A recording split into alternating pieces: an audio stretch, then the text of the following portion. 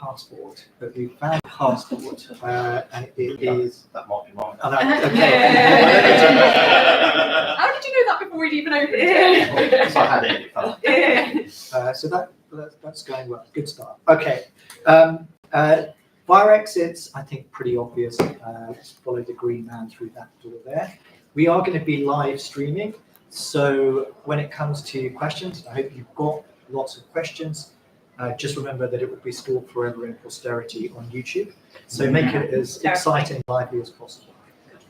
We have a terrific panel here today to answer one of the most difficult questions facing the country, which is, we know we've got this huge AI wave coming towards us, for good or for bad. We also know as a country that actually where our wealth comes from, where our ingenuity comes from, where lots of the jobs that are most valuable to the UK, those are also the jobs that AI will also impact the most. And just this morning, we saw in Port Talbot the consequence of the change in the way that technology and the country works, and how big an impact that can have on communities and jobs. And we know that there is a huge demand for AI jobs in the future, and that there is also a huge shortage on the supply of those skills.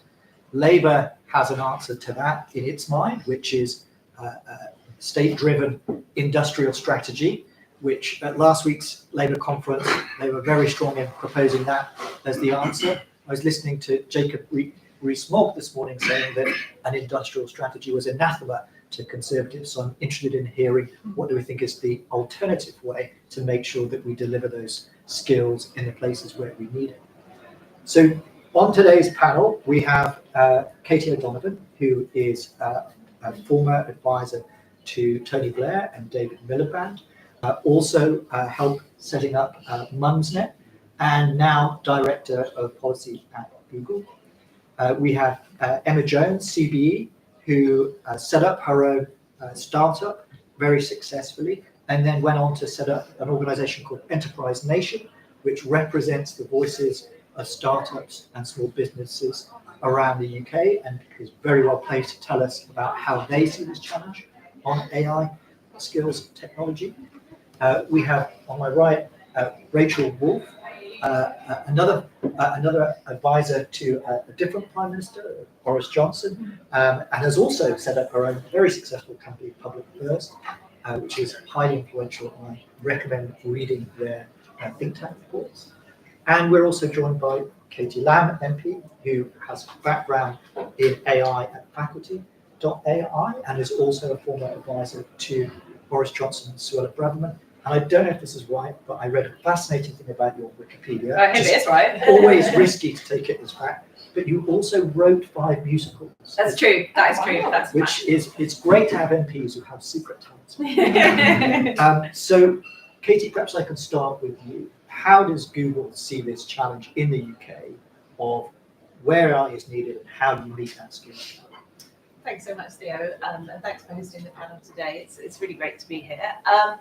I think the first way I look at this challenge, and particularly from Google vantage point, is why should a company like Google be interested in this challenge in the first place?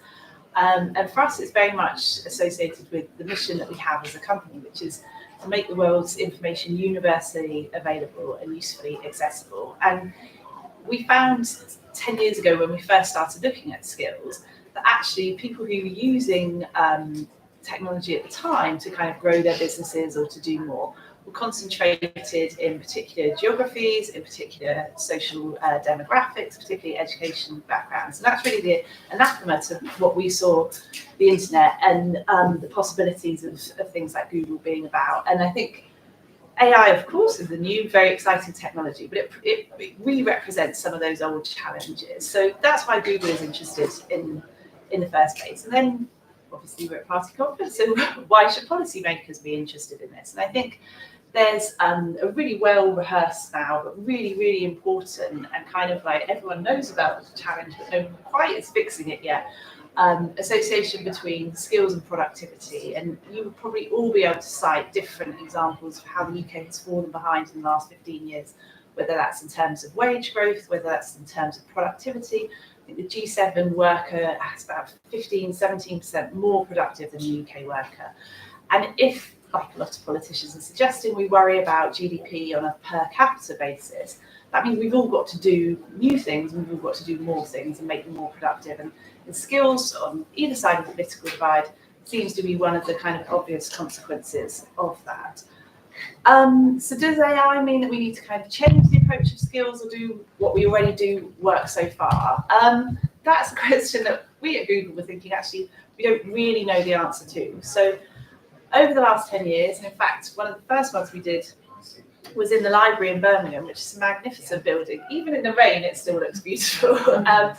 Was a program called Digital Garage, where we went across the country, really targeting geographic areas and people that we knew were not using technology to its full ability. So a lot of the businesses that Emma represents will grow twice as fast if they use technology.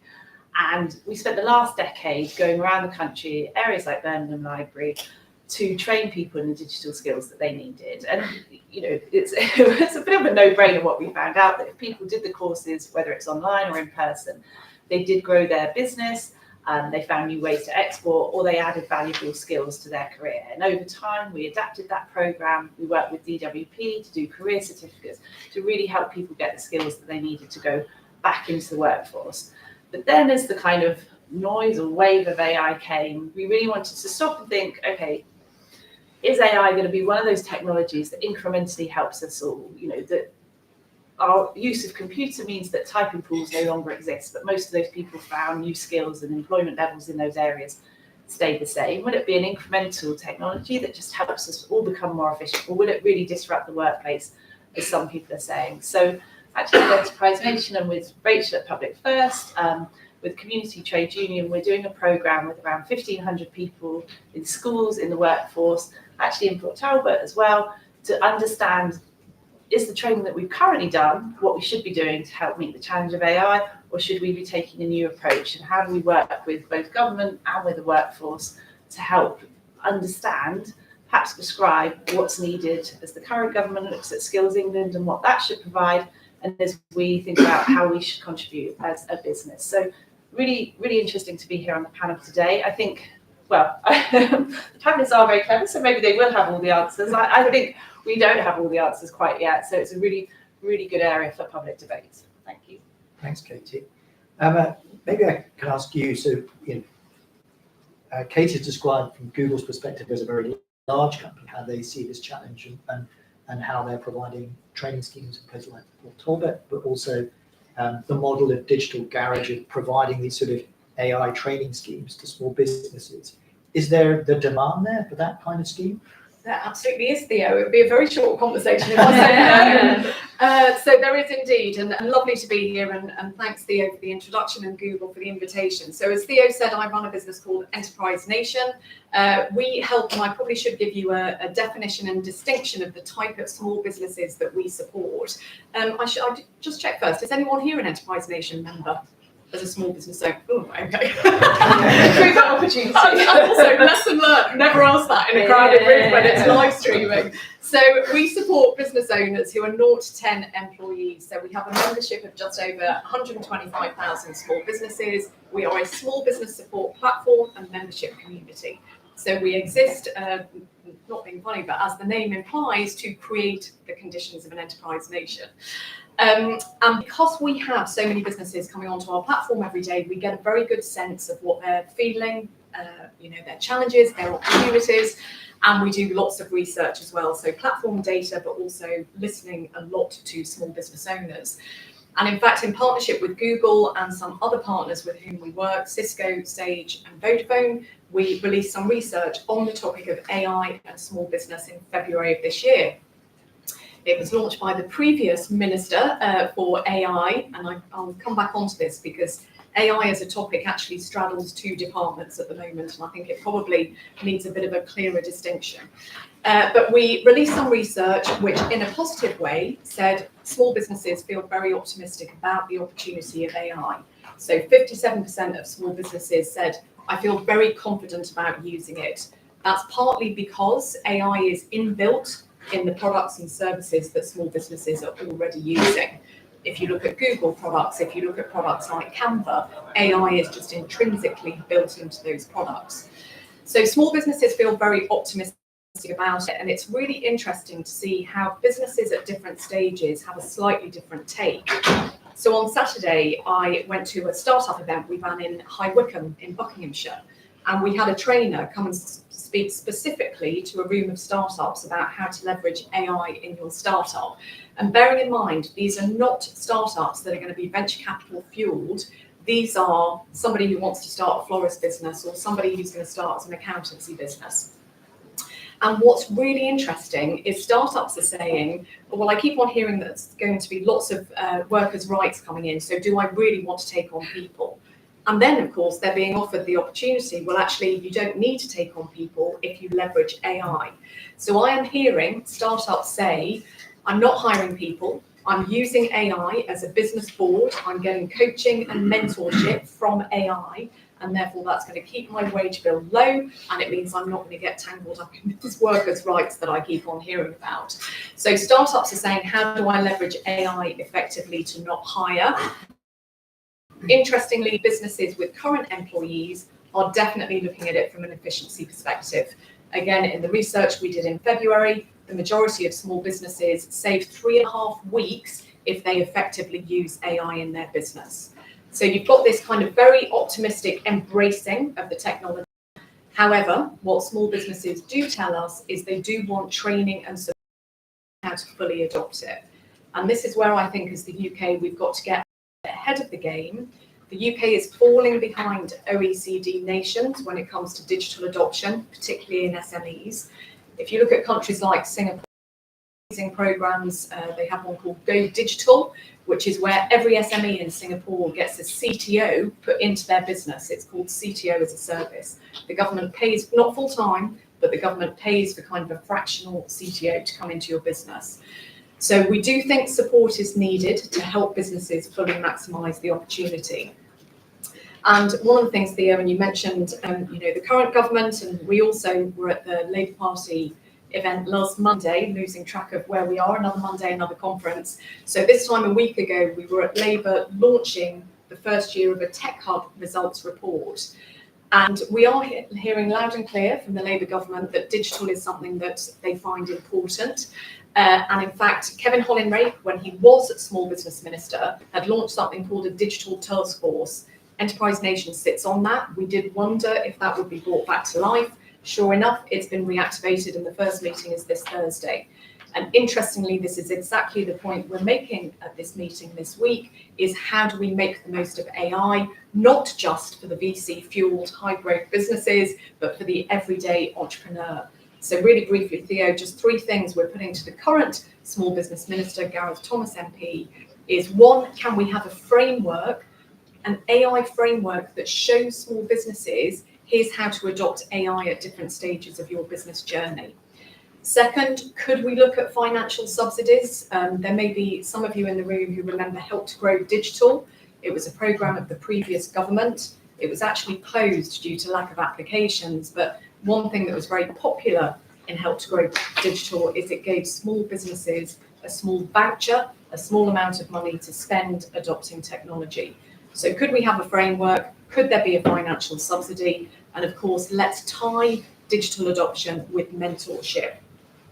So they're the points we're putting to the government. But the final thing I'll say is the private sector is incredibly active in this area. Google in particular doing sterling work. And in fact, we're working with Katie's team, as she mentions, on Google AI Works.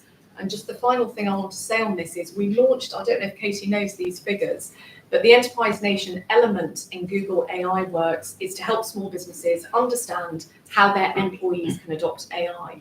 Our target was to recruit 600 people stroke businesses by the end of the year. And I was just saying to Theo, we launched in the middle of last week and in 2 days had 521 signed up. I think probably by now we'll have had 600 already signed up.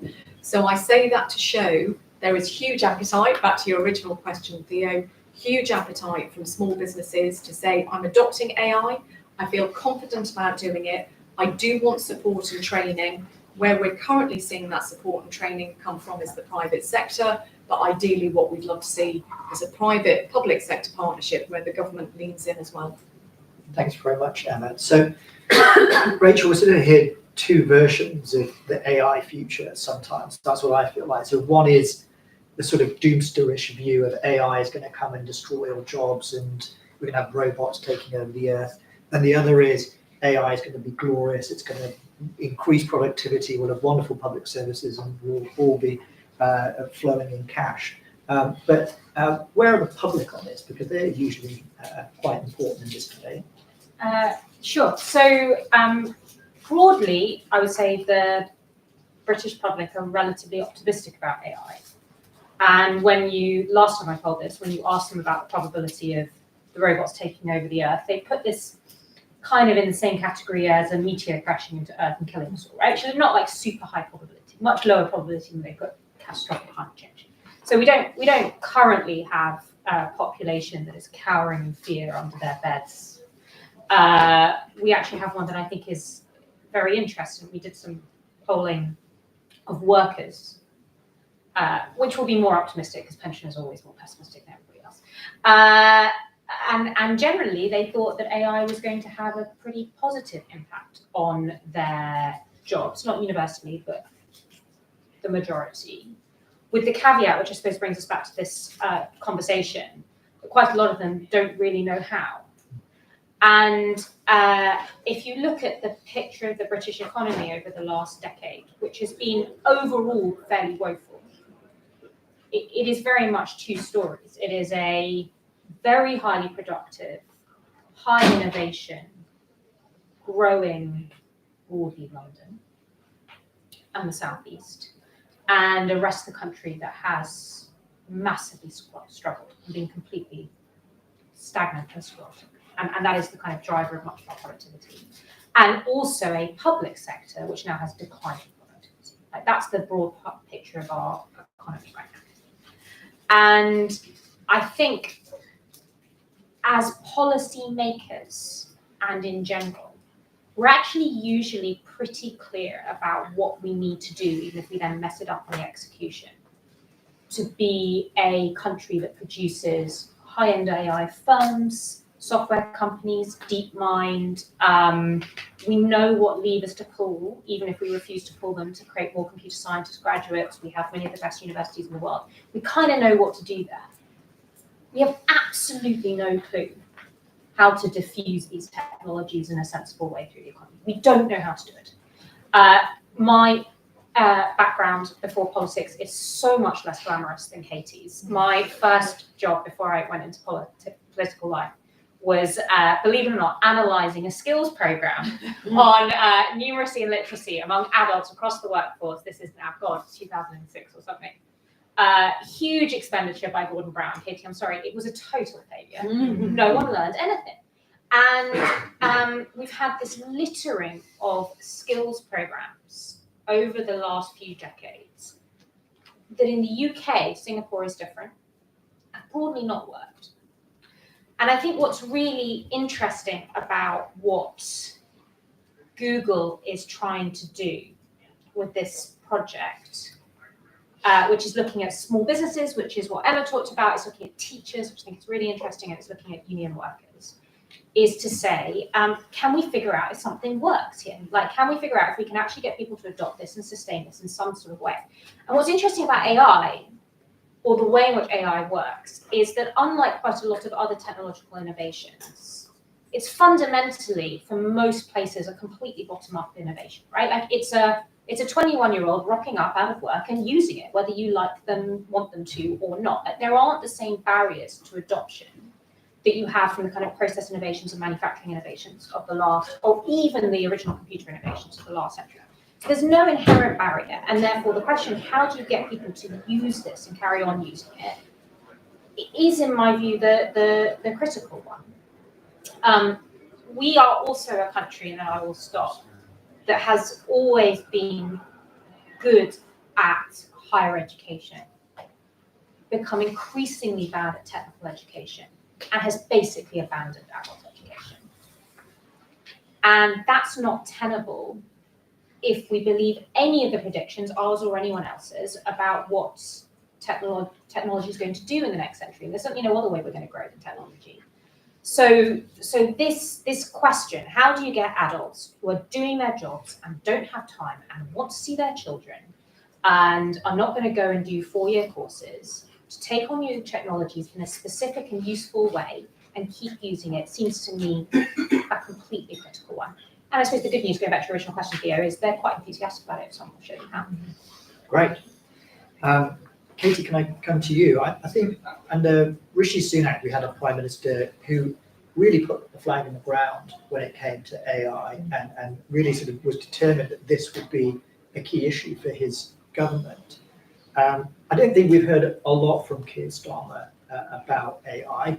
I think there is a lot coming from Peter Kyle, but maybe less so from the Prime Minister. I think we've heard on this panel that the key challenge is the need for diffusion of those skills throughout the population.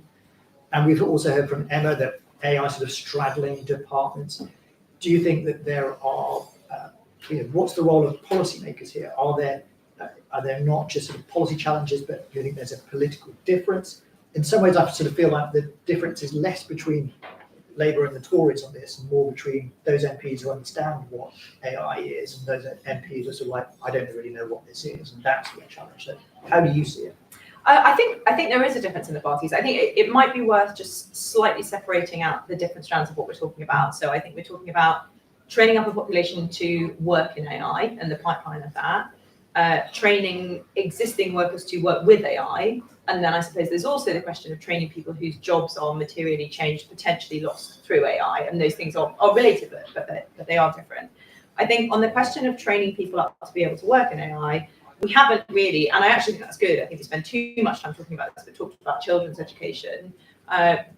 In this country, we are actually doing very well on mathematical education and improving. I think that there is, and there will continue to be, and this has been the case for technologies for a long time, this is not unique to AI, a need to teach children in a more generally mathematical way. So, so many children or so many teachers saying, I'm not good at maths, seeing yourself as a mathematician, doing mathematical reasoning. And we know that the earlier that you can get children to do that, the much more likely they are to get good grades at GCSE, at A-level, and study maths for longer. So we can't drop that kind of pipeline piece, even though, rightly, I think we've moved away from teaching specific skills that are likely to be obsolete by the time those people come into the workforce. In terms of training workers who will work with AI, my personal view is that the best thing that policymakers can do to ensure that employers and employees stay up to date is some sort of, the most obvious thing is a tax incentive that allows them to do the training that they would otherwise choose to do. And this, I think, is where you do potentially get to a sort of difference between the two parties is, central planning gives me the heebie-jeebies. And if it didn't, I should have been at the conference last week rather than at the conference this week. And so I think from my perspective, and I think from a conservative perspective, it's much more important to allow companies to make it cheaper and easier for companies to train their staff. And the justification for that is there is a social good to training. If you train up a staff member and they leave, you've lost that investment. And I think to give either a tax incentive, you could imagine some sort of full expensing for training in the way that we now have for capital investment that makes that more affordable and that kind of neutralizes this social risk or neutralizes this individual risk of people leaving, but continues to maximize the social gain. I think that there is also a lot that the government can do to start with itself. 6 million people in the workforce in the UK work for the government in one area or another. So by training up its own workforce, not only would you hope to stall some of that declining public sector productivity that Rachel talked about, but you would also be training, somewhere between 1 in 5 and 1 in 6 working adults in Britain. And I think that would also be a good place to start. Rachel is unfortunately right about diffusing technology. It's very, very difficult to do. I first worked in government from 2019. I worked in number 10 in the business team, and there were a whole series of projects where we were effectively begging people to have a website. This is very, very much into kind of mainstream awareness of the internet, and particularly as Rachel alludes to, outside London, a lot of businesses just didn't really want to. They didn't want to have a website, they didn't want to do it by email, they didn't want to take online payments, and they didn't want to do contactless. And the only thing in the end that made them do it, no prizes for guessing, was the pandemic. So that we have tried a lot of things, government sort of based interventions, and very few of them have worked. There have been a couple of schemes in recent years. DWP partnered with Google actually to provide job seekers the opportunity to get a kind of digital certificate. It would be interesting. With all of these things, you can find the announcement, but you can't find an assessment of how successful they were or not. So, it would be good to know how that went. There was a massive free online skills. It was called the Skills Toolkit that the Department for Education built during COVID. Again, there was Google Digital Garage in that. It would be interesting to know how that went. So I think we have tried quite a few things, and it's probably worth deciding whether or not those have worked before going forward. And then I think the final thing just about whether or not there's something for people to be afraid of. I mean, I think the short answer to that is basically no, but I think the proof of it will have to be in the pudding. I think it's very difficult to reassure people in the abstract. It will just be that people start to use AI in their work, and either they just don't notice or it becomes normalized. I was talking on a panel earlier today where somebody used an example of an AI company that was doing AI diagnosis for fetal health in pregnancy, and the aim was to take an appointment length from 30 minutes to 10, and they both succeeded and failed in that the diagnosis bit only took 10 minutes, but the doctor then said, is there anything else that you want to talk about? And the appointment still took half an hour. So, that I think will keep happening. We'll just bank the progress and move on to the next thing. And all of that, I think, will actually happen sort of subconsciously to society rather than that there will be this big moment where we have, an existential crisis about AI. Great. It sounds like there's a whole list of parliamentary questions waiting. There's always a list of parliamentary questions waiting to the table. So I'm going to come to the audience. So I'll take questions in a group of 3. So I'm just going to ask these 2 questions to follow on from that, and then I'll come to you. So get your questions ready. But just following on from that, Emma, maybe I'm interested in your view on the idea of expensing for training, similar to what you do for capital investments. And Katie, how does Google see the challenge of public sector and the skills challenge there? Maybe Emma, you first. If I'm allowed, Theo, a quick plea to Katie actually, which is, and Katie, you mentioned it's kind of very difficult to diffuse technology, but I know I've said this before, the private sector does an amazing job of doing this. So during COVID, Google, Amazon ran a program called Amazon Small Business Accelerator. There was huge impetus from the private sector to encourage digital adoption. One little plea from me, the government can never point to this support. So the number of times we've asked government to say, okay, there are businesses who come to government, you have something called the Business Support Helpline, but you say, well, we can't point to this private sector support because it's delivered by for-profit companies. I know, it's crazy. So if there's one thing you could change, I would love for you to actually point out kind of what's in the market. I strongly agree. But full expensing of training, we have asked for this actually, and we would fully support it. But I guess just the one, again, slight addition to that is, can it be available for those who are self-employed? Again, just another thing with government programs, and I should say this is just a view from Enterprise Nation in the just under 20 years that we've been operating to support small business. Our view always is when it comes to the government supporting small business, we think the role of government is important but modest. So I don't think the government should launch support programs, but what they should do is get roads and rail running, create the infrastructure, dare I say, create a sense of confidence and optimism. So I did say that this time last week, is certainly the narrative, sorry to say, the narrative we've seen from the current government in the first few weeks has not been helpful to small businesses, because small businesses look to their government to give confidence in a trading environment. And if that's lacking, then that starts to kind of come down the line. So full expensing would be great.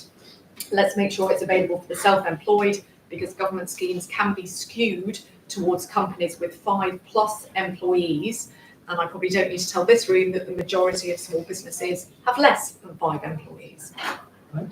Katie?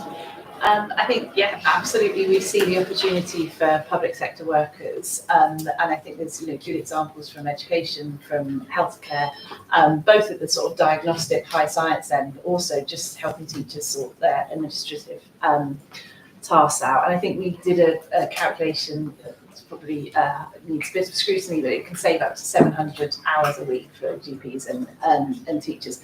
But I think it comes back to the point that Rachel was making around how do we encourage adult education and how do we recognise that? Because if you're in the public sector, that's one thing, but if you're in the public sector transferring jobs, how do you do some bite-sized learning that is not a 2 or 3 year course, but you do require a little bit of seed funding for it, and you also want it to be recognised. So when you leave one school and go to another, you say, okay, I did a course on how to use AI on attendance, for teachers or whatever. And I think that's really the challenge for Skills England, is not how does it fix the big expensive courses that people do 3 years in their adult life.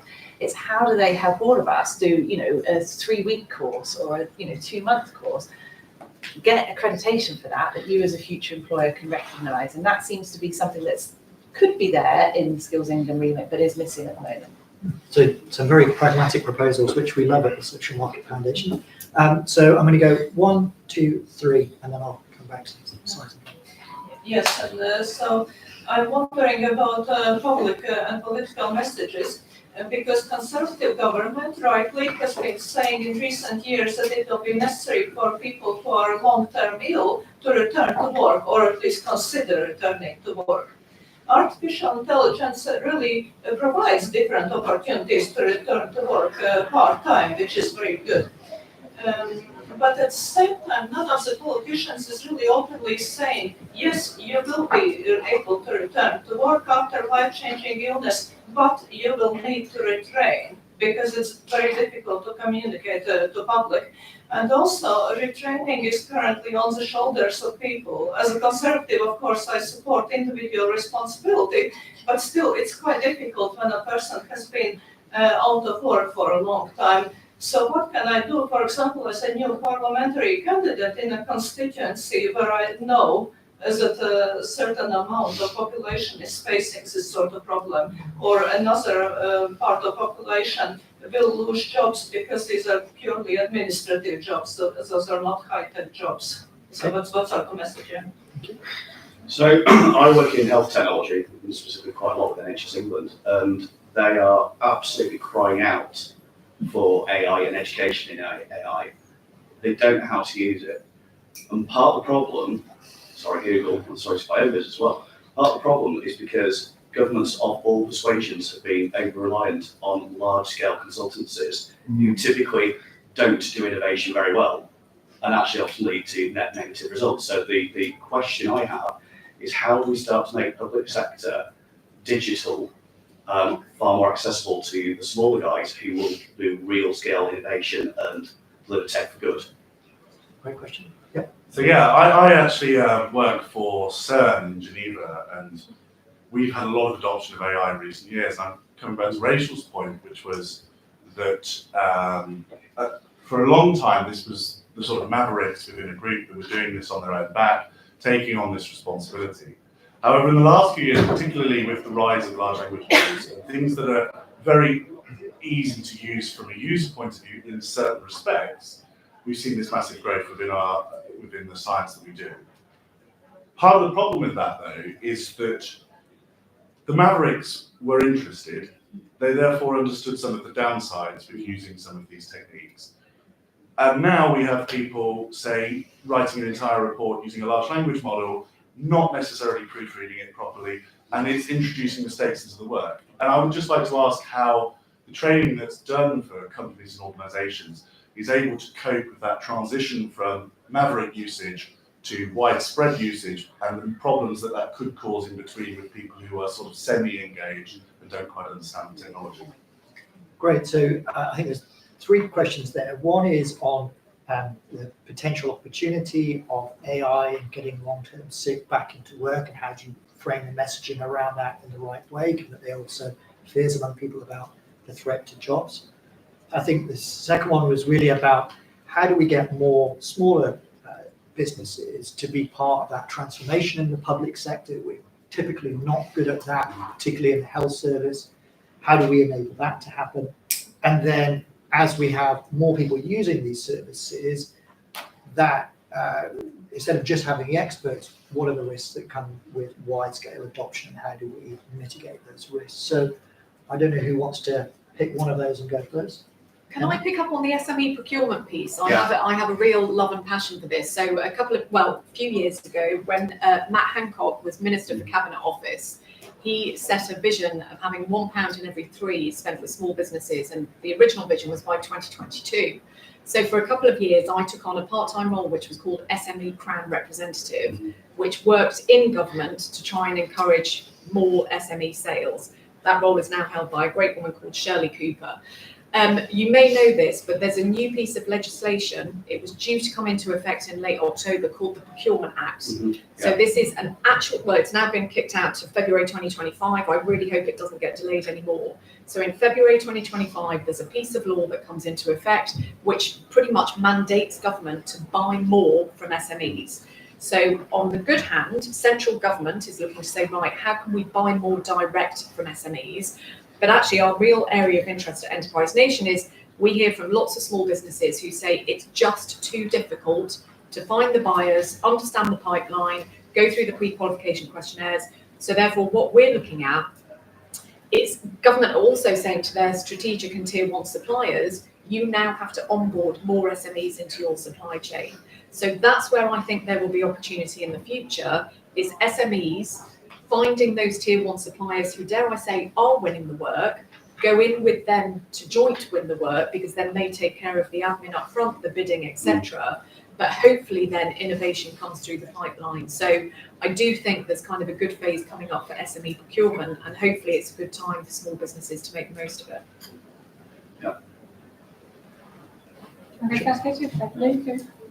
I suppose what really struck me with all 3 of these questions, certainly the first 2, maybe slightly less yours, is they're not really anything to do with AI at all.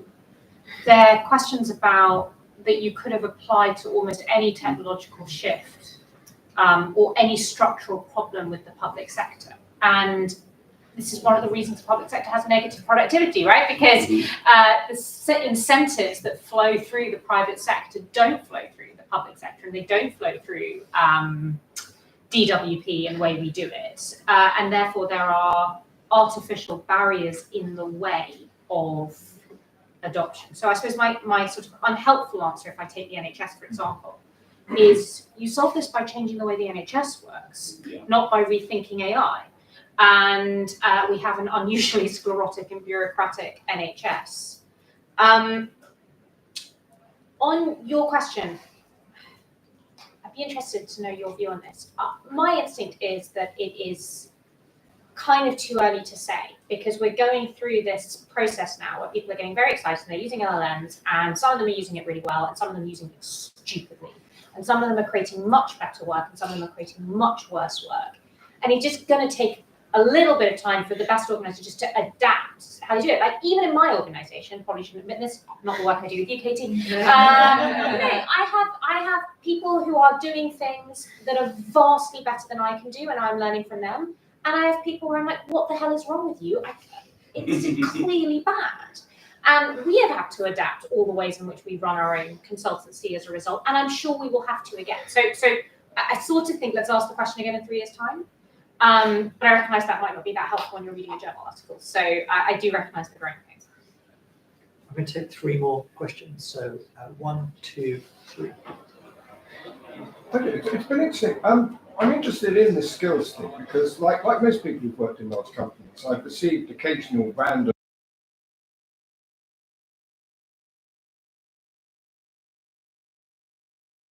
completely understanding.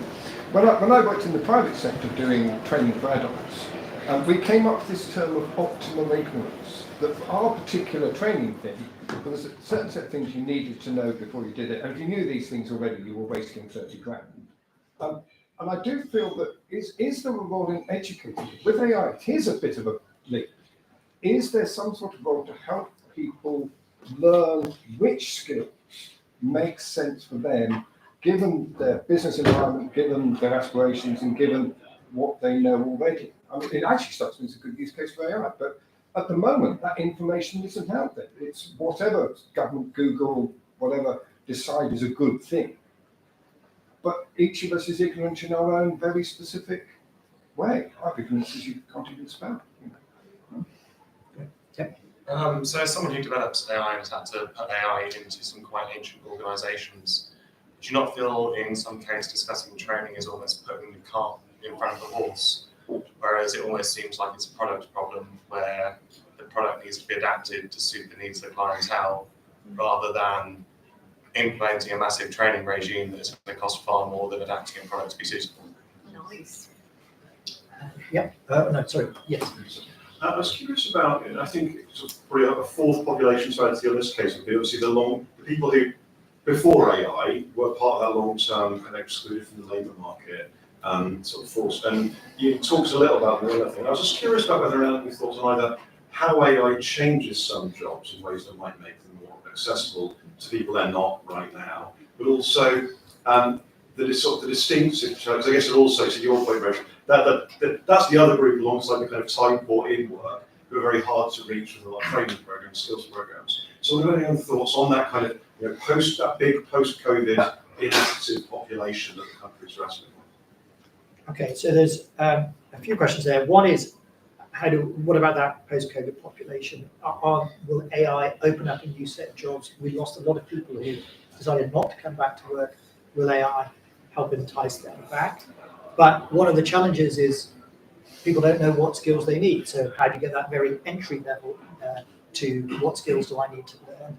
Or is skills irrelevant altogether and actually this should all be solved in product design?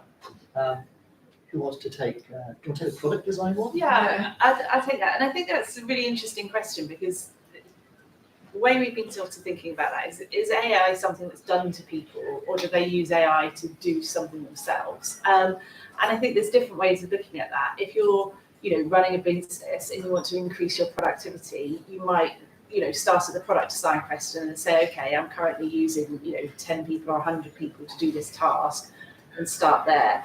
If you're looking at the workforce in a sort of more holistic way, whether it's geographic or industry-wise, you might think, actually, how do we want to, improve productivity and do that in a way that people feel that this is something that's going to enhance their career or their income earning ability. And that's really where this AI work project comes in, where we work with small businesses, we work with schools, and we work with trade union members to find out what the answers should be. And I imagine for some small businesses, absolutely it's in the product design one, which is, hang on, I'm paying someone to write copy for my website at the moment. That's something that I could use AI for.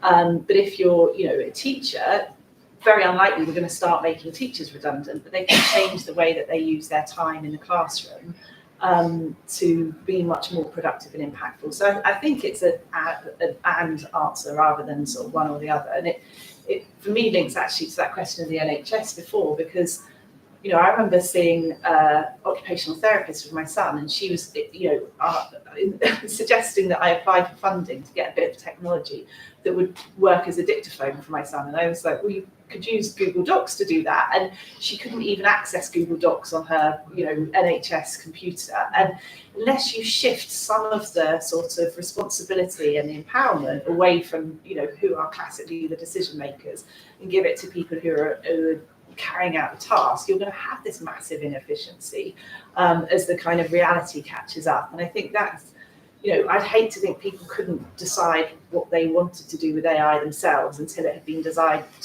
from a product just for them. So I think it's a good question, and it depends which vantage point you're looking at, what you might do first.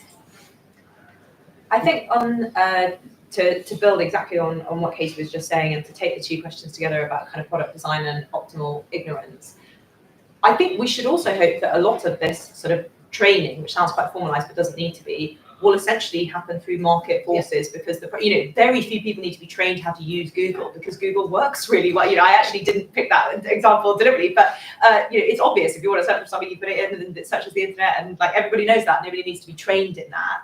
So one would also hope that as these products, which are still to that kind of early user maverick point, like relatively early on in their commercialization, become more industrialized, a lot of that will kind of happen naturally, not least because those companies will have training teams that will go in and teach you how to use their platform, and that will, by virtue of doing that, teach you therefore how to use AI. It just won't feel like you're being taught to use AI. You'll just be being taught to do whatever the most efficient way is to do your job.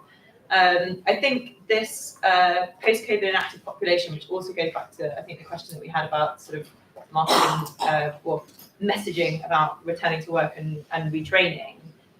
I mean, the short answer I think is yes, in that it has never been easier to somehow be involved in economic activity. You know, it's never been easier to be in work because you don't have to go into the office. You know, if you have a physical disability, if you have learning disabilities, there are all sorts of technologies that are making all of that easier as well. So I don't think that we know yet exactly what that opportunity looks like and how it will be solved. But I think if the answer is it an opportunity? I think if the question is it an opportunity? I think the answer is clearly yes. Just a little follow-up point to those who are inactive, not in work. There's a national programme called Restart, which is a multi-billion-pound programme run by large suppliers, which is helping those who've been 6+ months unemployed back into the workforce. We are desperate to see a self-employment element to this, because I think there's a case of not everybody wants to go back into a job. And I think this is one thing, again, in the world of Enterprise Nation, when we look at the future with our current government, I think there will be much more of a focus over the next few years on being employed as opposed to being enterprising and building your own business. And so I understand that we are desperately trying to have people back in to economic activity, but I would love to think that self-employment could be one of those solutions, but there is currently no provision that when people go into Restart centres, or indeed the job centre, very rarely are they given the option of, would you like a job, or would you like to start your own? It's, would you like a job? Really interesting challenge.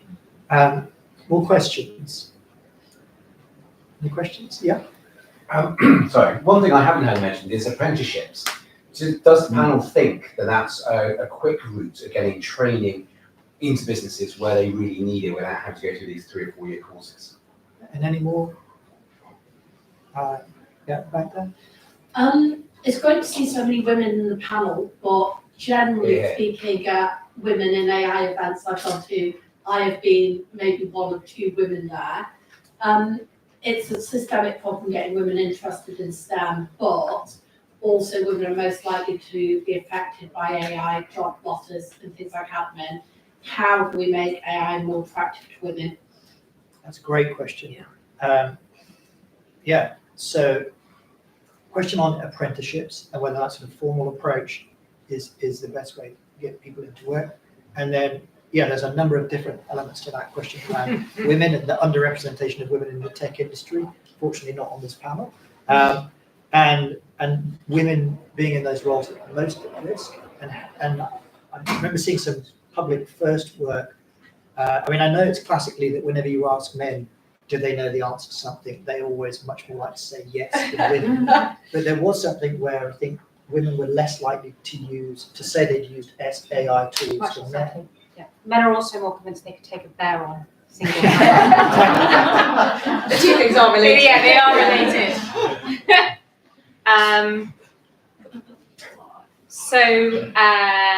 Yes, as someone who I feel like half of my career has basically involved people going, oh God, I need a woman on this panel. I recognise this. Women are much less confident about using AI and are much less likely to report using AI, although that is also, as you said, Theo, because women are less likely to be overconfident on all forms of polling questions. They're much more likely to say, don't know. I'm going to give a boring, prosaic answer, but I still think it's true, which is that the way in which you get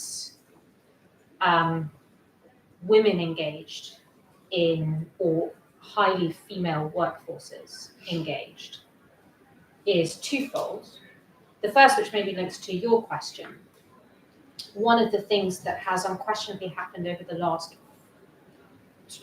post-pandemic period is that you now have more women in high-end paid jobs, so things like finance and banking and IT consultancy, working full-time rather than part-time, because they don't have to do the commute.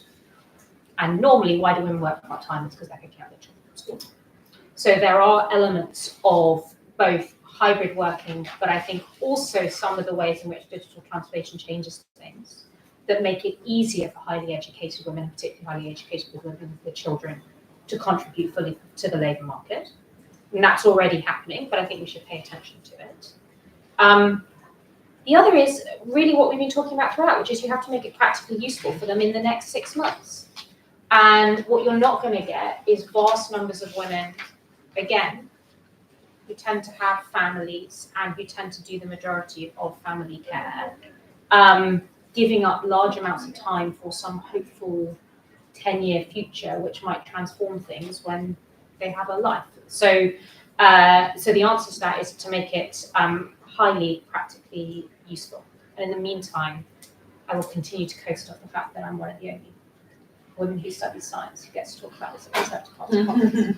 Can I just add a tiny point to that? Because you're absolutely right. This report we did in February, 57% of small businesses said, I feel very confident. We absolutely saw a gender gap in that women did not feel as confident as men.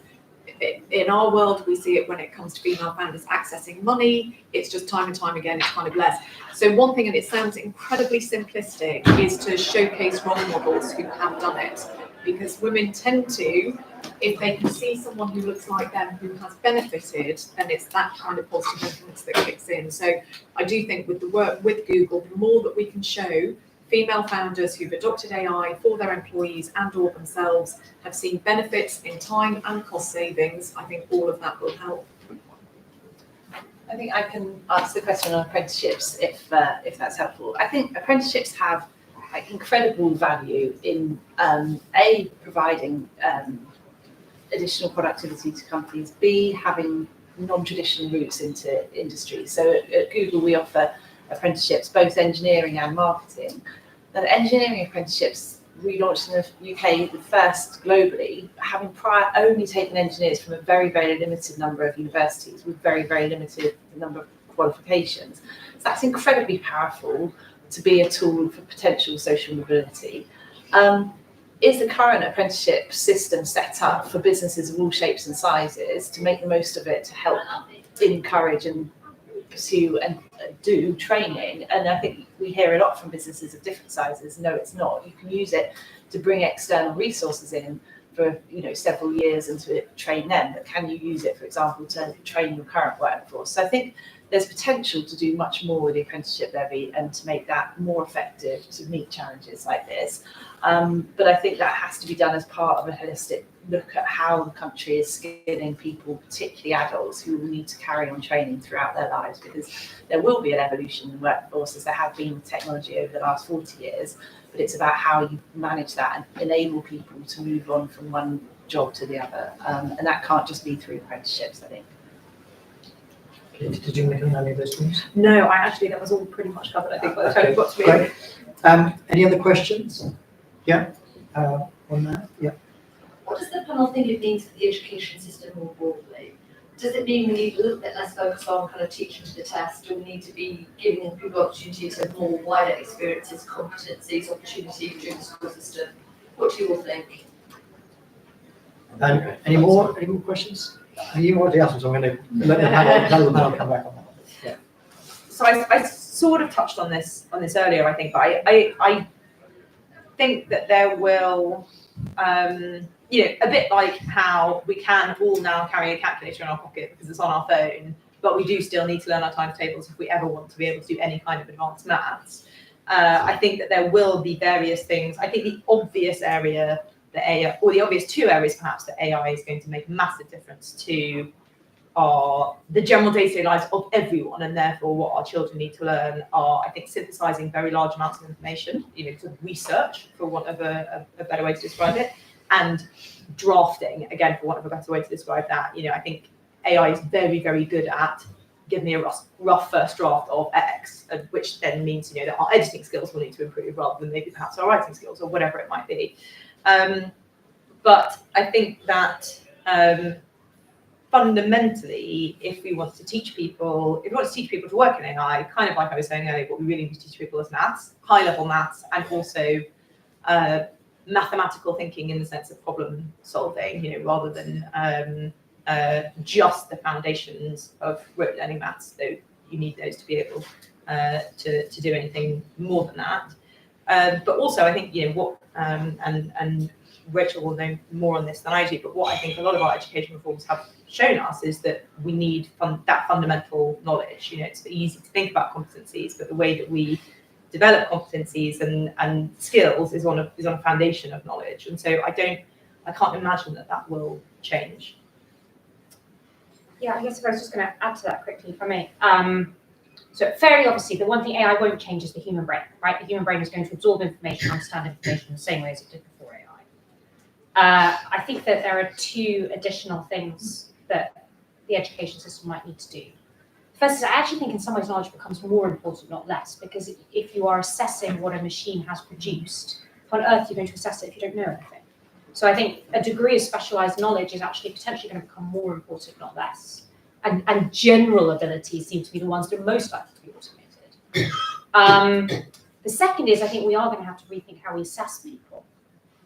And that's probably even more true in universities than it is in schools. Every academic I talk to hates it when I say this. I think we probably need to bring back the Viva. And I know it's really expensive, but I think we are going to have to assess people in a different way, and that might involve more resource at various points. He's shaking his head at me, they all hate The implication, I'm a native English speaker, and I've no non-documented English speaking ancestors. A lot of kids out there who aren't native English speakers.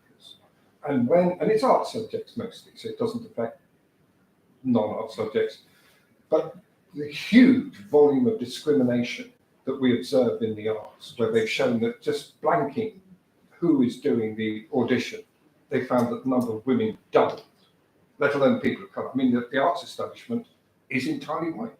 The top level is entirely white. You know, that Beavers open the door to discrimination, invite it in, and make it a cup of tea. I think though, going back to the question asked by the gentleman from CERN, I think Rachel's point is a really important one, that we all have to interrogate what AI produces. And, you know, I asked AI to write me a funding submission or a funding plan, philanthropic strategy for a UK-based tech company. And it came out with something all about skills, and it was really very highly credible. And I was slightly worried for my job as I was reading it, because I could have forwarded the email on, and a non-expert who's reading it would have thought, wow, this sounds super credible, let's go, we'll do it. But actually, woven through it were points that would be really challenging. And I did it for something else that was entirely incorrect. And if I'd have sent that on, that would have caused, real ramifications. And I think, when I think about my kids using AI, I think about what's the things that they can only do that AI can't. And you write a thank you letter to someone now, and you want it to sound like AI couldn't have written it. And I think that will increasingly become at least a human skill, if not a commercial skill. Well, I don't think we could replace our panelists with AI. And they've all been excellent today. I'm asking one last question. So if Johnny Reynolds and Peter Kyle are sitting in the Conservative Party audience right now, what would be your one message or one ask of them? Maybe I'll start with you, Emma. I would say look again at what Help to Grow Digital was looking to achieve. It was badly designed at the time, but something that creates, and there's been lots of talk about it today, a diagnostic to help small businesses understand what they need, a very small subsidy to adopt it, but then the training on how to implement. That's what I want them to relook at. Katie? They don't think that skills is something to be left to the FE, realise that it's something that will impact business productivity, growth, and actually the UK standing in the world. So I agree with Katie, but I would add physician, heal thyself. Source it out in your own departments first. Yeah. And I suppose what I would add to that is I think it can be very tempting if you're new and you're a new government to kind of start again from a clean sheet of paper, but a lot of effort was made in these areas under the last 5, 10, 14 years under Conservative governments. Start there and learn what didn't work. A rare olive branch. Yeah. Well, thank you to all our panel. Thank you to the audience for your great questions, and please say that to